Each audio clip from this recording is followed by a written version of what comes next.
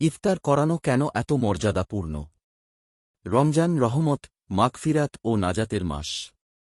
এ মাসে প্রতিটি নেক আমলের সওয়াব বহুগুণ বৃদ্ধি করে দেওয়া হয়।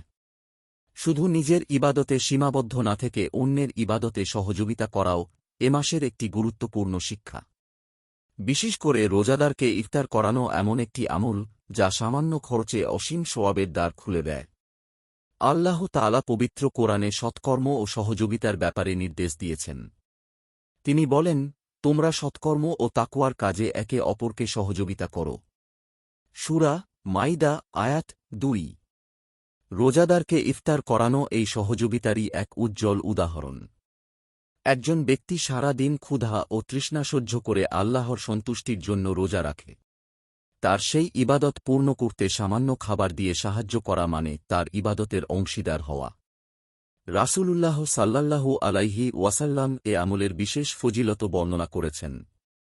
তিনি বলেন, যে ব্যক্তি কোনো রোজাদারকে ইফতার করাবে সে তার সমপরিমাণ সওয়াব লাভ করবে, অথচ রোজাদারের সওয়াব থেকে কোনো অংশ কমানো হবে না।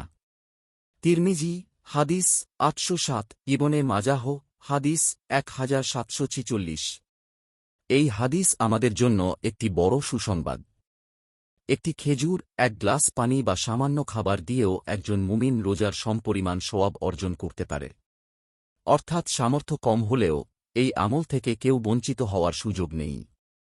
এখানে খুব সুন্দর করে প্রমাণিত হয়েছে যে ইফতার করানো শুধু দান নয়, এটি আল্লাহর কাছে প্রিয় একটি বিশেষ ইবাদত।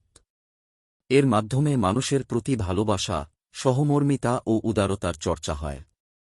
পবিত্র কোরআনে মহান আল্লাহ তাআলা নেককারদের একটি বৈশিষ্ট্য উল্লেখ করে বলেন, তারা আল্লাহর ভালোবাসায় অভাবগ্রস্ত, এতিম ও বন্দীকে আহার করায়।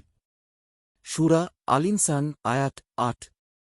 রমজানে দরিদ্র ও অভাবী রোজাদারদের ইফতার করানো এই আয়াতের বাস্তব প্রয়োগ।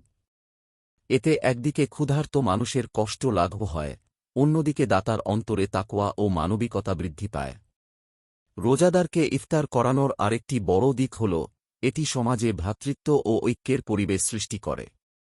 মসজিদে, মহল্লায় বা পরিবারের মধ্যে একসঙ্গে ইফতার করা পারস্পরিক ভালোবাসা বাড়ায়, ধনী গরিবের ব্যবধান কমায় এবং ইসলামের সাম্য ও ভ্রাতৃত্বের সৌন্দর্য প্রকাশ করে।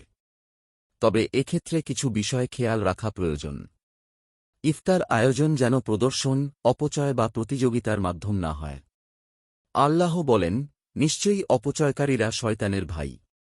সূরা ইসরা আয়াত ২৭।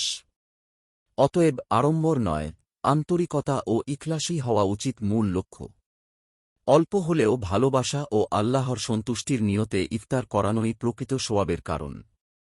রমজান আমাদের শেখায়, নিজের জন্য ইবাদত করার পাশাপাশি অন্যের ইবাদতে সাহায্য করাও বড় নেক আমল। একটি খেজুর, এক গ্লাস পানি বা সামান্য খাবার দিয়েও আমরা অফুরন্ত সওয়াবের অধিকারী হতে পারি।